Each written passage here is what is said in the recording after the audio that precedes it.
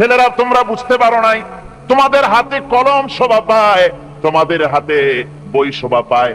তোমাদের হাতের কলম তুলে নিয়ে হাতে যারা স্ট্যান্ড গান তুলে দেয়, তারা তোমাদের বন্ধু নয়, নেতা নয়, বরং তারা তোমাদের জীবনের দুশ্মন। এগুলি কি ধরে গণ? জীবনের দুশ্মন। ঢাকা বিশ্ববিদ্যালয়, অনেকে গর্ব করে বলেন এটা হলো প্রাচ্যের অক্সফোর্ড। হতে পারে, ছিল একসময়। এখন সেই প্রাচ্যের অক্সফোর্ড এখন হয়েছে ছোট্ট একটি ক্যান্টনমেন্ট। ওই ইউনিভার্সিটির সামনে দিয়া লোকেরা যাতায়াত করতো, আগে আনন্দে বুক ফুলে উঠতো, আমার শ্রেষ্ঠ বিদ্যাপীঠ, এখানেই আমার লেখাপড়া হয়, কত ছেলে এখান থেকে প্রেসিডেন্ট হয়, প্রধানমন্ত্রী হয়, কত কিছু হয়। আর এখন ওই ইউনিভার্সিটির সামনে দিয়ে যাওয়ার সময় মানুষ যখন যায়, যদি রিক্সায় থাকে, রিক্সা ড্রাইভারকে বলে বাবা জোরে চালা, বকশিস দেব। আর যদি পায়ে হাঁটে তো দ্রুত গতিতে দৌড় মারে, আর আয়াতুল কুরসি পড়ে বোতাম খুলে জোরে জোরে বুকে ফু মারে, আর বলে যে আল্লাহ এই ছাত্রদের সঙ্গে যেন দেখা না হয়। আমার ভাইজান আল্লামা হযরত মাওলানা সৈয়দ কামাল উদ্দিন জাফরি মাদ্দাজিল্লাহুল আলী আমাকে বলছিলেন যে আসলে কোরআনের আয়াত দিয়ে আমাকে বলছিলেন যে ঢাকা বিশ্ববিদ্যালয় এর চতুর্দিকে একটা বড় প্রাচীর তৈরি করা উচিত, যেমন ইয়াজুজ মাজুজদের জন্য প্রাচীর তৈরি করা হয়েছিল। কোরআন শরীফে আছে। ইয়াজুজ মাজুজের জ্বালায় যখন এলাকার লোক টিকতে পারে না, তখন জনগণ বলেছিল ইয়া যাল কারনাইন, আমরা আপনাকে সাহায্য করব, খরচ দেব, সরকারি খরচ আর আমাদের খরচ নিয়ে একটা প্রাচীর করে দেন যে ইয়াজুজ মাজুজরা যেন বাইরে যেতে না পারে। আজকে অবস্থা কি হয়েছে, পুলিশ পর্যন্ত হয়রান। ওদের মার দেখা পুলিশ বাবারে মা কই দৌড় দেয় আরেক দিকে। সুতরাং আজকে কিয়ামতের দিন এই উপায় থাকবে না।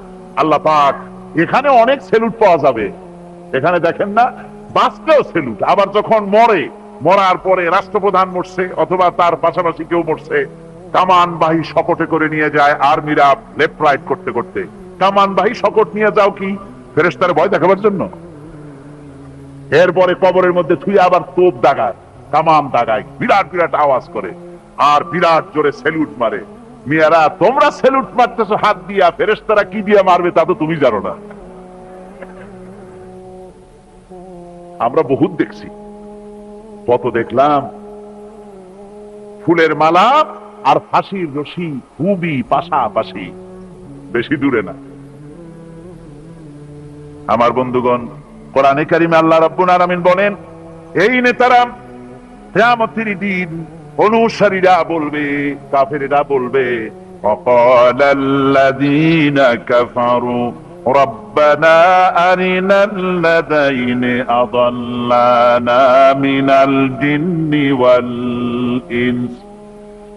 কাফেররা বলবে, অর্থাৎ মহাসত্যের অমান্যকারীরা, তারা বলবে, আয় আল্লাহ আমাদের দেখায় দাও জেনেদের ভিতর থেকে আর মানুষের মধ্য থেকে আমাদেরকে গোমরা করলো কারা।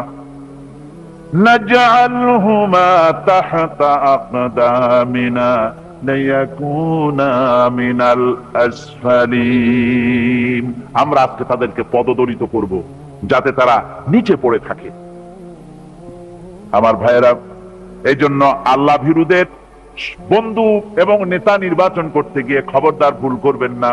কোরআনে কারীম থেকে আমি আপনাদের সামনে পেশ করতেছি, আল্লাহ ভীরুদের সঙ্গে মহব্বত যদি করেন, এই মহব্বত টিকে থাকবে। আর যদি আল্লাহ ভীরু মুত্তাকি লোক ছাড়া অন্যদের সঙ্গে যদি মহব্বত হয়, এই মহব্বত টিকবে না, বরং শত্রুতায় পরিণত হয়ে যাবে। কিয়ামতে এটা কি হবে? শত্রুতায় পরিণত হয়ে যাবে। কোরআনে কারীম বলছে, আল আখিল্লাউ ইয়াওমাইযিন বা'দুহুম লিবা'দিন আদুউন ইল্লাল মুত্তাকিন।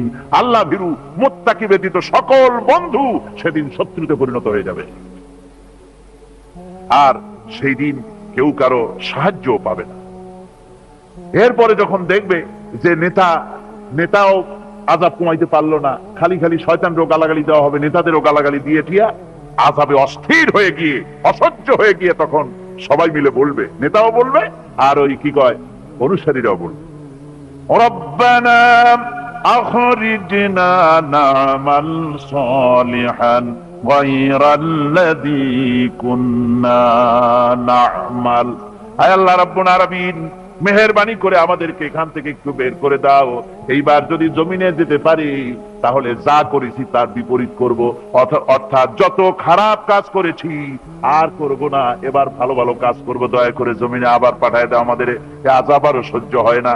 আল্লাহ পাক বলবেন, আওয়ালাম নুআম্মিরুকুম মা ইয়াতাযাক্কারু ফি, তোমাকে কি আমি হায়াত দিয়েছিলাম না, লম্বা হায়াত পেয়েছিলে, তার ভিতরে ইচ্ছে করলে ভালো ভালো কাজ তোমরা করতে পারতে, তা যখন করো নাই, এখন আর ফিরে যাওয়ার পথ নাই, দুনিয়ায় ফিরে যেতে পারবে না। ফাযুকু ফামা লিয-যালিমিনা মিন নাসীর, শাস্তি ভোগ করতে থাকো, তোমাদের কোনো সাহায্যকারী এখানে আর পাবে না, কেউ তোমাদের সাহায্যকারী নাই। أن قد وجدنا ما وعدنا ربنا حقا, আমরা আল্লাহ পাক যা ওয়াদা করেছিলেন সব ওয়াদা অনুযায়ী পেয়েছি। আল্লাহ বলেছেন দিন কায়েমের জন্য যদি কষ্ট করা লাগে কষ্ট করো, আমরা কষ্ট করেছি, রাত জেগে তাহাজ্জুদের নামাজ পড়েছি, আমরা জিহাদ করেছি, ময়দানে শাহাদাত বরণ করেছি, কত কষ্ট করেছি। আল্লাহ বলেছেন এর নিয়ামত জান্নাত দেব। আল্লাহ তার ওয়াদা অনুযায়ী জান্নাতের নিয়ামত আমাদের দিয়ে দিয়েছেন। ফাহাল ওয়াজাদতুম মা ওয়াদা রাব্বুকুম হাক্কান, ও জাহান্নামীরা, তোমরাও কি আজ তোমাদের প্রতি আল্লাহর যে ওয়াদা ছিল তা ঠিক মতো পেয়েছো কিনা? তোমাদের প্রতি ওয়াদা ছিল আল্লাহর সঙ্গে যদি নাফরমানি করো, ইসলামী আন্দোলনের লোকদের সঙ্গে যদি বিরোধিতা করো, কোরআন যদি অমান্য করো, আল্লাহর বিধানের সঙ্গে যদি উল্টা পাল্টা করো, আর রসুলের পথ যদি না ধরো, তাহলে জাহান্নামে যাবে। এই যে ওয়াদা ছিল সে ওয়াদা তোমরা পাইছো কিনা ঠিক মতো? ক্বালু নাম, তারা বলবে যে হ্যাঁ পেয়ে গেছি। আজকে তো আর কোন উপায় নাই। সুতরাং আমার ভাইয়েরা, বন্ধুত্বের প্রশ্নে, নেতা মানার প্রশ্নে আমি দ্বিতীয় দিনে বোধহয় বলছিলাম, নেতা মানবো রসুলকে, নেতা কারে মানবো? যারা বলেন কারে? আর রসুলের অনুসরণ করে যারা নেতৃত্ব দেবে তাদেরকে মানবো, অন্য কাউকে নেতা বলে মানবো না। বন্ধু মানবো তাদেরকে, বন্ধু কারে মানবো, কারে বন্ধু বানাবো আল্লাহ বলবেন, আমি বলবো না। সামনের দিকে বন্ধু কারে বানাইতে হবে আল্লাহ পাক তাও বলে দিয়েছেন। এখন আমি বলতে চাই, মহাসত্যের অস্বীকারী, খোদাদ্রোহী সন্তানের প্রতি ইমানদার পিতা যদি স্নেহের এতটুকুন দুর্বলতা দেখায়, আল্লাহ তাও বরদাস্ত করেন না। কথা বুঝতে পেরেছেন? খোদাদ্রোহী সন্তান, ইমানদার পিতা তার প্রতি এতটুকুন স্নেহ বাৎসল্য আল্লাহ বরদাস্ত করেন। যেমন যেমন হযরতে নূহ আলাইহিস সালামের সময়, বন্যার সময় তার অবাধ্য সন্তান যখন চলে যেতেছিল, পিতৃস্নেহে তিনি তার ছেলেকে ডাকলেন, বন্যা শুরু হয়ে গেছে। ছেলেকে ডেকে বলছেন, ইয়া বুনাইয়ারকাম মা'না ওয়ালা তাকুম মা'আল কাফিরিন, বেটা আয় আয়, তাড়াতাড়ি আয়, জাহাজে ওঠ, আর কাফেরদের সাথে তুই যাস না।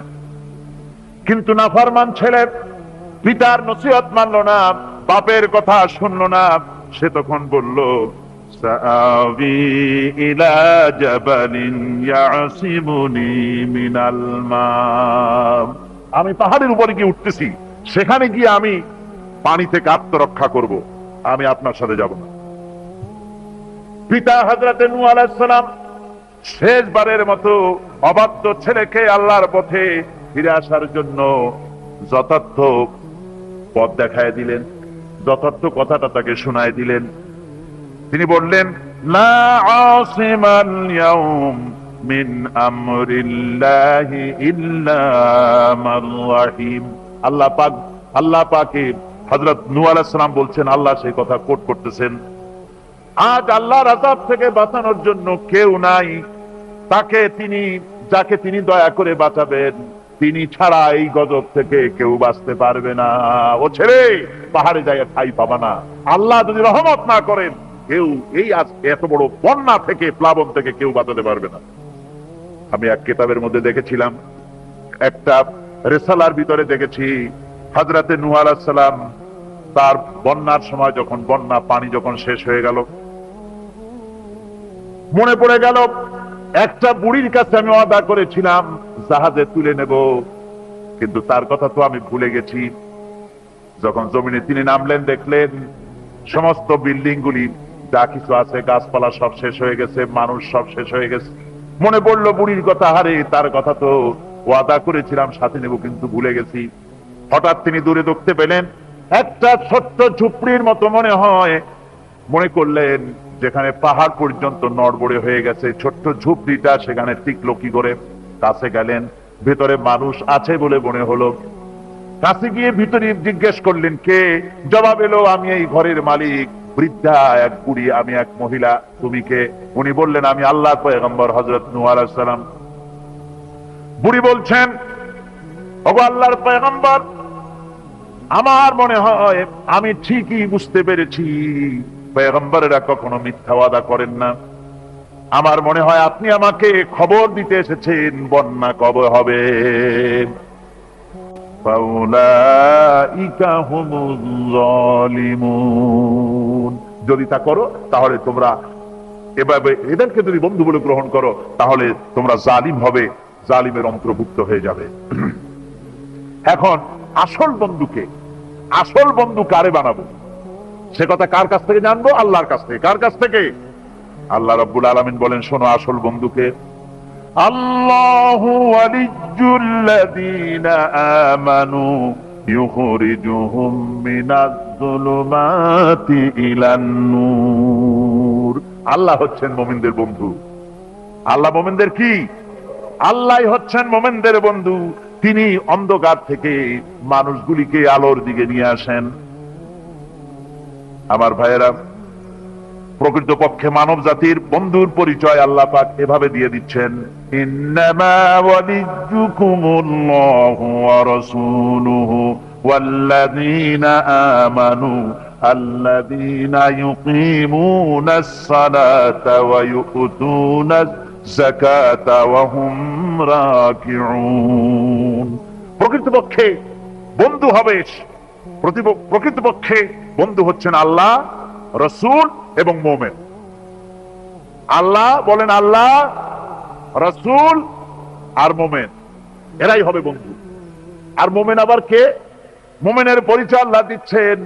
মুমিনের পরিচয় দাবি করার বিষয় না, মুমিনের পরিচয় হচ্ছে এভাবে, আল্লাযীনা ইউকিমুনাস সালাতা ওয়া ইউতুনাজ যাকাত। মুমিন হচ্ছে সেই যে নামাজকে প্রতিষ্ঠা করে আর যাকাতকে আদায় করে, আর তারা রুকুকারীও, এরাই হচ্ছে মুমিন। সুতরাং এই মুমিনদের সঙ্গে বন্ধুত্ব স্থাপন করো, মুমিন ছাড়া আর কারোর সাথে বন্ধুত্ব স্থাপন করো না।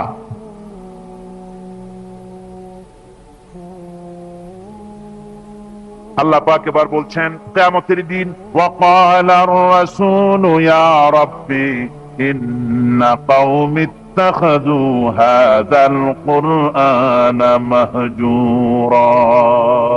কিয়ামতের দিন আল্লাহর হাবিব তিনি মামলা দায়ের করবেন।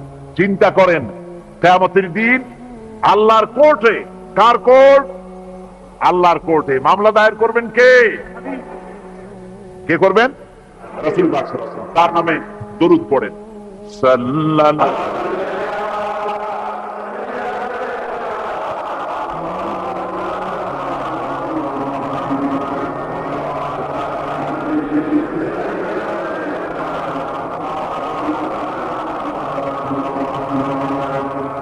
রাসূল পাক সাল্লাল্লাহু আলাইহি ওয়াসাল্লাম আল্লাহর দরবারে নালিশ পেশ করবেন। আমি তাড়াতাড়ি করে শেষ করছি, দাঁড়াবেন না, বন্ধ করে দেব।